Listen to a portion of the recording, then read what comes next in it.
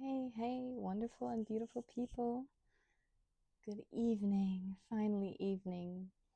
So, I would have probably procrastinated this next section of Zechariah, excuse me.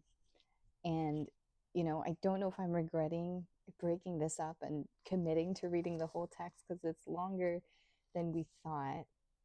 And it is what it is. These actually, this book of Zechariah is similar in length to some of these older Old Testament books that we've been reading. Remember, it did take us maybe like a month to get through certain books. Um, but we're moving a little bit faster. I told you things are kind of exponentially happening, so we do have to keep up with the pace. I hope that's okay.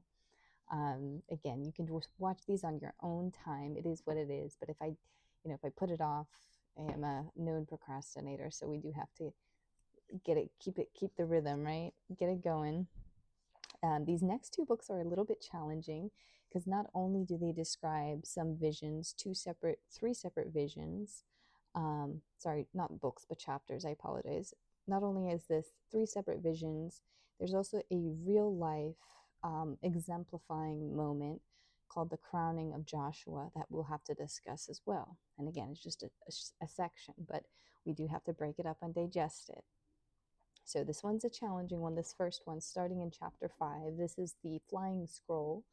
And in the flying scroll book, I will start here. It says, I looked again, and there before me was a flying scroll. He asked me, what do you see? I answered, and again, this is Zechariah and the angel. I answered, Zechariah says, I see a flying scroll, 20 cubits long and 10 cubits wide. And the angel said to me, this is the curse that is going out over the whole land. For according to what it says on one side, every thief will be banished. And according to what it says on the other, everyone who swears falsely will be banished. The Lord Almighty declares, I will send it out, and it will enter the house of the thief and the house of anyone who swears falsely by my name.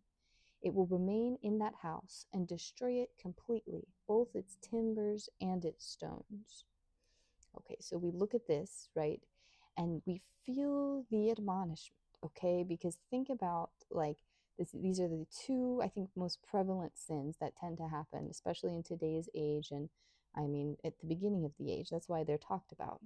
This is theft, right? Stealing and lying, right? Bearing false witness, right? So these two things are very, very common. So there was this message that went out prophetically that I was coming up on in YouTube, right? To go ahead and like anoint your houses, right? Anoint your houses. How do we do that? We need anointing oil. And that is usually just olive oil that is prayed over and blessed, right?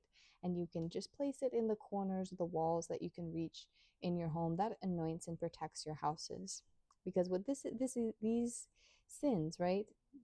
And the curses that come with them, right? The sin, the result of the actions, it's very common. This is something that is very common. Like I feel admonished because I've been in positions where I've had to lie, I've had to steal. I'm not going to be the first to, say, oh, no, I'm perfect. No, that's not what I'm saying here. So this is very serious, right? And it's saying here that those who commit these things, right, in the end times, because we were talking about, right, in this year of trust, this is 2026, this is the year of trust. So we're moving into this year of trust, and to get there, right, we can't have anybody doing these things. We cannot have people stealing, we cannot have people lying, because we are moving into this year of trust, and we are supposed to come forward with the projection of trust. Like, I trust you no matter what, no matter who it is. Like, this is the thing. And I told you, yes, will there be people to take advantage? Maybe, right? So we do have to be on guard, but this is their situation and their position, right? So we have to be very careful, right? But the main lesson, right, is to come through and to come forward with trust first and foremost. And then once that trust is established, it keeps growing positively in that direction, right? And so this is kind of what this image is describing here, right? The houses, right, of the liars and the cheaters will be dismantled, right? And it says the timbers and its stones will be destroyed, right? So that's very interesting, right? Very interesting imagery there. So I'll kind of just leave you with that. I mean, it's definitely a sensitive topic, but this next one here, this next little vision is even more sensitive, and we will have to break this down as well. It says here, then the angel who was speaking to me came forward and said to me, look up and see what is appearing. I asked, what is it? He replied, it is a basket. And he added, this is the iniquity of the people throughout the land. And then the cover of the basket, the cover of lead, was raised, and there in the basket sat a woman. He said, this is wickedness. And he pushed her back into the basket and pushed the lead cover down on it. Then I looked up, and there before me were two women with wind in their wings, and they had wings of those of a stork. And they lifted up the basket between heaven and earth. Where are they taking the basket? I asked the angel who was speaking to me. He replied, to the country of Babylonia, to build a house for it, and when the house is ready, the basket will be set there in its place. Okay, so this is a troubling read, sitting here as a woman, right? And it's saying that the wickedness, right, is personified as a woman, and it's very clear that is what the wickedness is personified as. So we're like, okay, now great, right? Why is it personified as a woman? So we have to think just kind of for a second, long and hard, about why wickedness is personified as a woman. Wickedness, right, we can just make that akin to evil, right? Evil or morally wrong actions, right? And when there is either an overexertion of control over wickedness, it spirals out. If there is no control over wickedness, it spirals out. Okay, you can either cage wickedness up or let it run free, right? And because of our treatment to a a woman, right? A woman, just we're just going to say personified as a woman, because of our treatment towards women, it has actually manifested into this evil action because of our wrongs against somebody who is maybe lesser in stature, somebody who deserves to be protected but is not protected the way that she should have been, right? Somebody who has been abused, right? Abused, or I wouldn't say caged up. That's like a terrible way to describe this, but like what do I do to describe this? It's like an overprotection, right? An overprotection or an underprotection, right? There is the way that we have treated women throughout history. We have not been able for a very long time to strike a balance of morally right. So it's personified and it manifests as this wickedness, right? And again, it's because it's something that has been either overprotected or underprotected. There has been no balance, right? And because of our violence, right? Our violence and our mistreatment towards the most divine, I would say probably the most divine counterpart that we have, right? As men, as women, I should say, we're probably equally divine. I'm not going to pit women and men against each other, but it is because of the inequity of how we've been treating women, the damage that we've caused to women, that this wickedness is personified that way. It just helps us visualize what wickedness is. In the sense, it's small, right? It's small. This woman is projected as small. She's in a basket, right? Whether the basket is very large in the vision, we don't really know that. But this woman is projected as small, right? Something that can be contained, right? Can be contained, should be protected, right? Should be protected, and should be, I guess, in a basket. This part here, like, I need help. I did explain this a little bit better a few hours ago as I was trying to work my way around, how am I going to tell this to my female audience members, right?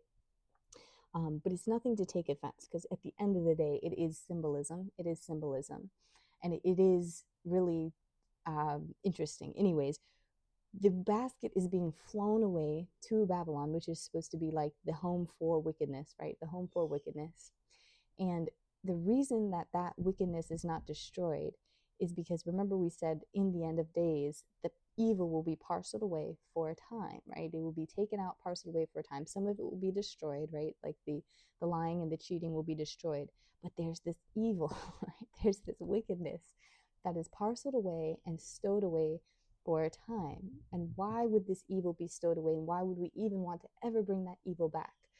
um I would love to say it's something like revenge, right? This is God's revenge, right? Because this wickedness even transpires. There's the evil that exists in the world is rooted in our mistreatment of the divine feminine, and that's why this wickedness is this small woman, right? We don't know this, like, again, it's just an image, right? But that is, what the root is. So we have to acknowledge that. We have, with everything that we're seeing in the news and the social media drama and everything like that, there is very much truth. We can see how that's possible, right? We can see, like, oh, we have not done the right things, we have not done the best things in order to protect our fellow sisters, our fellow daughters, our fellow mothers and aunts. You know what I'm saying? Like, we have not done enough to be able to support our women in the world, right? And so um, building up the community of women with strength, right, with full autonomy, with full protection, the right protection, not overprotection, right? That is what's going to save us, really. Okay, that, and taking care of people of color. But we know this already. We've covered the basis of the people of color and how important that aspect is. That is the first and most important aspect. Secondly, we deal with the responsibility of nurturing, protecting, and safeguarding our women. So I don't want to sound like, just like a sexist butthole when I'm saying this. I'm just trying to explain it in a way that, the Bible interpreters are trying to explain it. Like, I try to look up, I'm like, what is the meaning of this, right? To Google. All the sources come out of the woodwork. Oh, because of this, because of this. I'm like, listen, it's because of our wrongs, our own wrongs, right? As men in past lives, how we've mistreated, and I wouldn't want to point that on anybody, but it happened. We see this, like, it's still happening. So we have to be very mindful of how we treat our wives, our mothers, our daughters, our sisters, our aunts, our women in our life. And even if you have no family at all, your neighbor, be very mindful, with respect, utmost respect, utmost respect, because you will be shocked about the force and the might of the divine feminine. It's very, very serious. Okay. And of course, we don't repay evil with evil, but we have to ask why the wickedness is not destroyed. It's just parceled away, right? We're putting it away. We're taking it back to source, and source is going to figure out what exactly will come of this wickedness, right? And what exactly it will be used for when it's time to be released. I see no wrongs. I see no problem with that. Okay. Um, let's go ahead and continue to this third vision here. This is the 4 chariots. I looked up again, and there before me were 4 chariots coming from out between 2 mountains of bronze. And we have the bronze as representing Greece, right?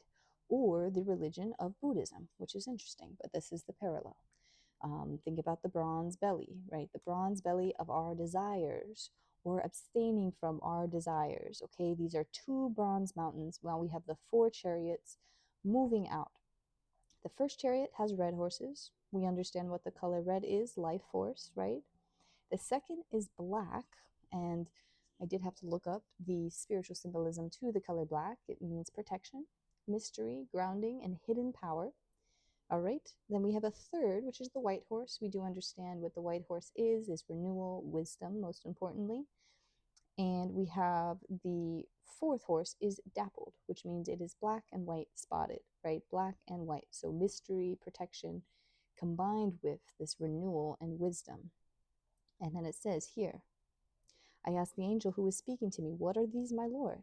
The angel answered me, these are the 4 spirits, or this makes it a little bit more clear, the 4 winds, the 4 winds of heaven going out from standing in the presence of the Lord and the whole world. The one with the black horses is going towards the northern country. The one with the white horses is going towards the west, and the one with the dappled horses is going towards the south. When the powerful horses went out, they were straining to go through the earth. And the angel said, "Go throughout the earth." So they went throughout the earth.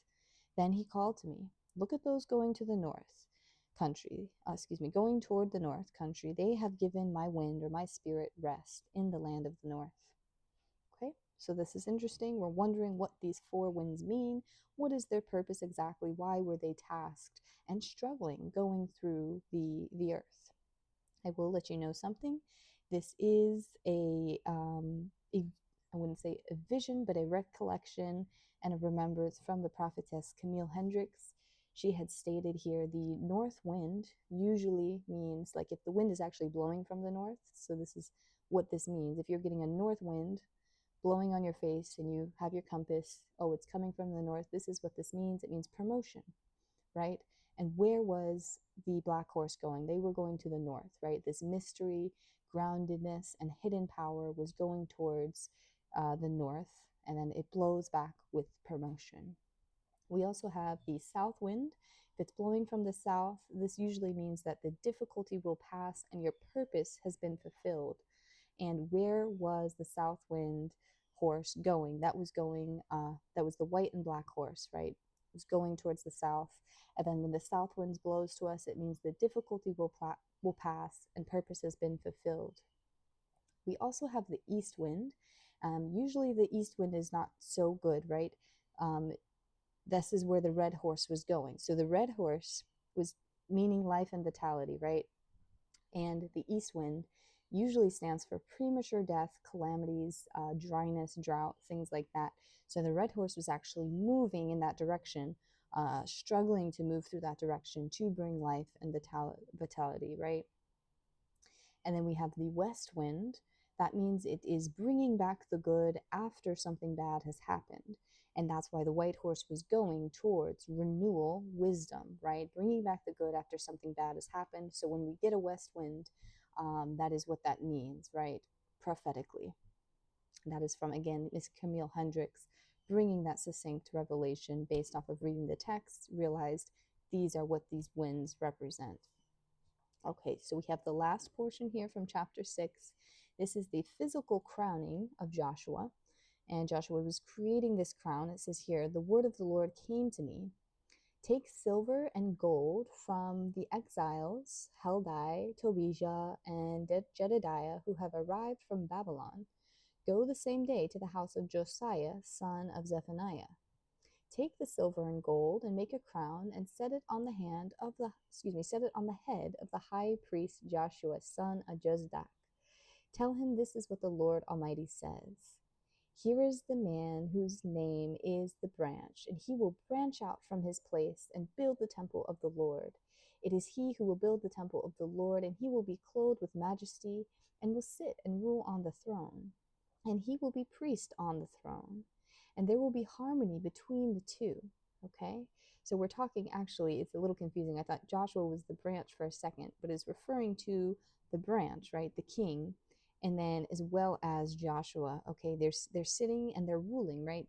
In harmony, right? In harmony with the priest and the ruler, the king, and they are living in harmony. Okay, this is the future, right? And it says here there will be harmony between the two. The crown will be given to Heldai, Tobijah, Jedediah, and Hen, son of Zephaniah, as a memorial in the temple of the Lord. Those who are far away will come and help to build the temple of the Lord, and you will know that the Lord Almighty has sent me to you. This will happen if you diligently obey the Lord your God. Okay. So that is the end of those two books there. And again, we're getting just that little glimpse into the future. And they actually did this symbolic crowning of Joshua the priest to show the mighty position, right? The mighty position of priesthood. And we can kind of argue that we've seen a lot of that already. I think the Catholic, why did I say this? What? The Catholic Church has, done a good job of exemplifying, like, the royalty associated with priesthood, right? They have their popes, they have their crowns, right? As much as the problems are, right? But we're talking about really this leader of a priesthood named Joshua back in this time, right? And it was really the first time that the priests were considered royalty, is this depiction here. So it's a beautiful moment, right? Because there's a lot of good things that come from the church, we must remember, right? And even at this time, Joshua was depicted as the burnt stick, right? The one saved from the fire. He could have been left in the rubble, right? He could have been left in the fire, but the Lord decided to save that priest, right? That specifically Joshua, but he represented all of the Levites and all of the line of the Levites that came from priesthood, right? So it's really like a something that we have to think about when we think of priesthood, and like, why did God save the priests, right? It's something to consider, right? It's really something to wrap our heads around and understand that there will be a restoration of the church, right? There will be a restoration of true members of the Lord and true members of those serving the Lord. And that's what we have to remember. So that's the most important thing, is those who know the Lord and those who will serve the Lord in righteousness instead of in wickedness or evil, right? To get ahead or get around somebody, that's not what this is about. So, um, right. So I will stop now because we have some next books to go ahead and preview, so I can figure out exactly what's going on, and then I will come to you with the message. But I do appreciate you guys listening. How long is this video here? 21. Yeah, that's kind of like been my sweet spot lately. So hey, if you're here to the end, I appreciate you listening to those challenging reads. Um, and I hope that you're all good and happy. I love you. Bye, bye, bye, bye, bye, bye.